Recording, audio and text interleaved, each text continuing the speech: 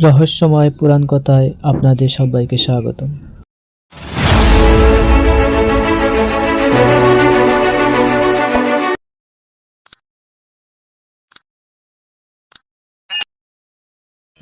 দেবী লক্ষ্মী কিভাবে অবতীর্ণ হয়েছিলেন? পুরাণে বর্ণিত আছে, মা লক্ষ্মী হলেন দেবী হিসাবে সমস্ত শক্তির আদি রূপ, যিনি পরম শক্তি।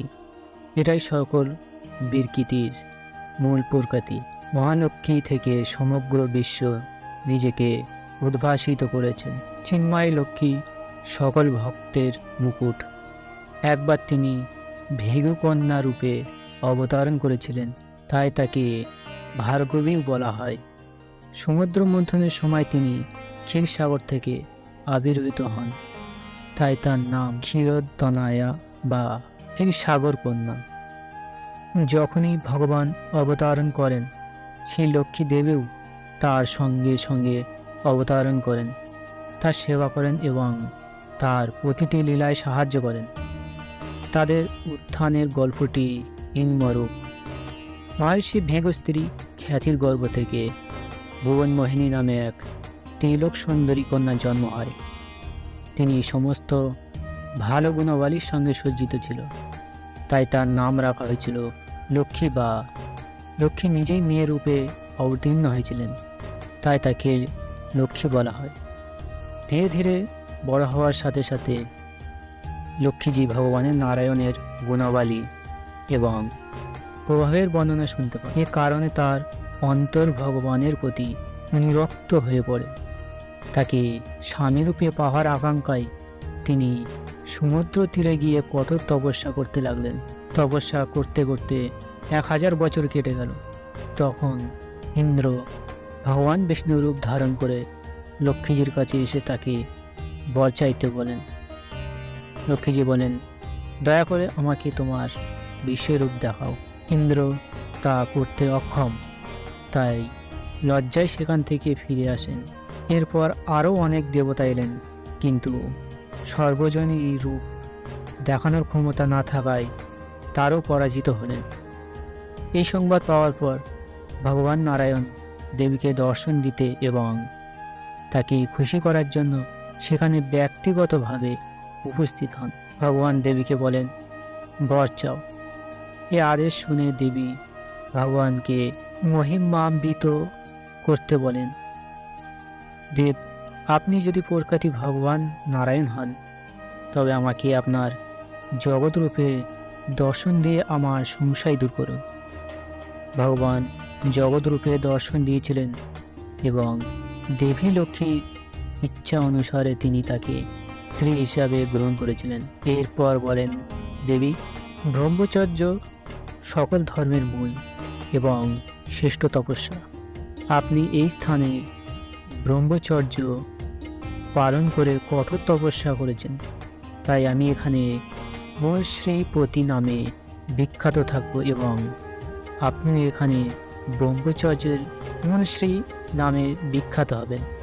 দেবী লক্ষ্মী আবির্ভাবের দ্বিতীয় ইতিহাস নিম্নরূপ। একবার ভগবান শঙ্করের অবতারণ মহর্ষি দুর্বাসা নিস্তলায় বিচরণ করছিলেন।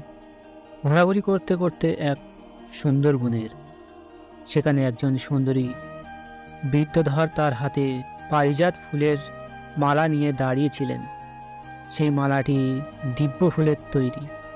সমস্ত বনাঞ্চল তার ঐশ্বরিক ঘ্রাণের সুগন্ধযুক্ত ছিল। দুর্বাসা বিদ্যাধারীর কাছে সেই সুন্দর মালা চাইলেন। বিদ্যাধারী তাকে শ্রদ্ধা ভরে প্রণাম করে মালা পরিয়ে দিলেন। পাগল ছদ্মবেশী ঋষি জপমালাটি নিয়ে তার মাথায় রাখলেন এবং আবার পৃথিবী ঘুরে বেড়াতে লাগলেন। ঠিক এই মুহূর্তে ঋষি ভগবান ইন্দ্রকে দেখলেন, যিনি নেশাগ্রস্ত ঐরাবতে চড়ে আসছেন। আরও অনেক দেবতাও তার সঙ্গে ছিলেন। ঋষির মাথায় পড়ে থাকা মালা খুলে হাতে নিলেন। দেবরাজের কাছে এলে দুর্বাসা পাগলের মতো তার দিকে তাকিয়ে মালা ছুঁড়ে দেন। দেবরাজ সেটা নিয়ে ঐরাবতের মাথায় রাখলেন। এর তীব্র গন্ধে আকৃষ্ট হয়ে ঐরাবত ট্রাঙ্ক থেকে মালা খুলে নিয়ে পৃথিবীতে ফেলে দিলেন।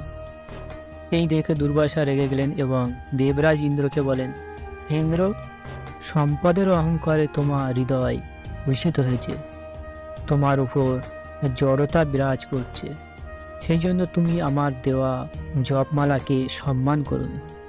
ওটা মালা ছিল না, লক্ষ্মীর নিবাস ছিল।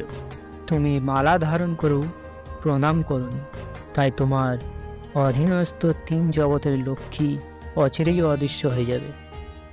এই অভিশাপ শুনে দেবরাজ ইন্দ্র ভয় পেয়ে গেলেন এবং সঙ্গে সঙ্গে ওই রথ থেকে নেমে ঋষির পায়ে পড়লেন।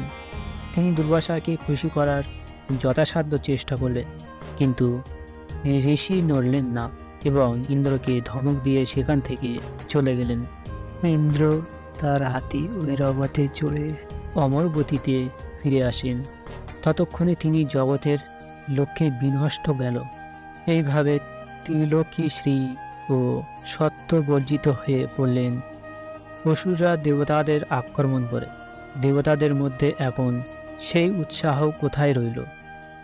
এখন সবই পরাজয় মেনে নিয়েছে। তাই সকল দেবতারা ব্রহ্মার শরণাপন্ন হলেন। ভগবান ব্রহ্মা তাকে ভগবান বিষ্ণুর শরণাপন্ন হওয়ার পরামর্শ দেন এবং সবাইকে নিয়ে তিনি নিজেও ক্ষীরসাগরের উত্তর তীরে পৌঁছে যান। সেখানে পৌঁছে ব্রহ্মার মতো সমস্ত দেবতা পরম ভক্তি ভরে ভগবান বিষ্ণুর স্তব করলেন। ভগবান নারায়ণ খুশি হয়ে দেবতাদের সামনে হাজির হলেন। তার অন্য ও শুভ মূর্তি দেখে দেবতারা আবার তার প্রশংসা করলেন। এরপর ভগবান নারায়ণ তাদেরকে দুগ্ধসাগর মন্থন করার পরামর্শ দিয়ে বলেন, এটি অমৃত প্রকাশ করবে, তা পান করে তোমরা সবাই অমর হয়ে যাবে। কিন্তু ওই কাজটি খুবই কঠিন, তাই আপনারা দানবকেও আপনার সঙ্গী করা উচিত। আমি আপনাকে পেছন থেকে সাহায্য করতে থাকব। ভগবানের অনুমতি পেয়ে দেবতারা অসুরদের সাথে মিত্রতা করে অমৃত লাভের চেষ্টা করতে লাগলেন। তারা বিভিন্ন ধরনের ওষুধ এনে দুধসাগরে ফেলে রেখেছিলেন। তারপর মন্দরাচলকে মন্থন এবং বাসুকিকে নেতি বা দড়ি বানিয়ে তিনি প্রবল বেগে সমুদ্র মন্থনের প্রক্রিয়া শুরু করেন। ভগবান দেবতাদের বসিয়ে দিলেন বাসুকির লেজের দিকে এবং অসুরদের তার মুখের দিকে। মন্থন করার সময় বাসুকির নিঃশ্বাসহীন আগুনে দগ্ধ হয়ে সমস্ত রাক্ষস প্রাণহীন হয়ে পড়ে এবং একই নিঃশ্বাসহীন বায়ু দ্বারা চালিত মেঘগুলি বাসুকির লেজের দিকে বৃষ্টি শুরু করে, যার ফলে দেবতাদের শক্তি বৃদ্ধি পায়। ভগবান বিষ্ণু নিজেই কচ্ছপের রূপ ধারণ করেছিলেন এবং দুধসাগরে বিচরণ করার সময় মন্দারাচলের সমর্থন করেছিলেন। তিনি দেবতা ও অসুরদের এক রূপে একত্রিত করে নাগরাজকে টেনে আনতেও সাহায্য করেছিলেন এবং অন্য এক বিশাল আকারে, যা দেবতা ও অসুরদের দেখা যাচ্ছিল না, উপর থেকে মন্দারাচলকে দমন করছিল। এর সাথে তিনি নাগরাজ বাসুকির মধ্যেও শক্তি যোগাচ্ছিলেন এবং দেবতাদের শক্তিও বৃদ্ধি করছিলেন।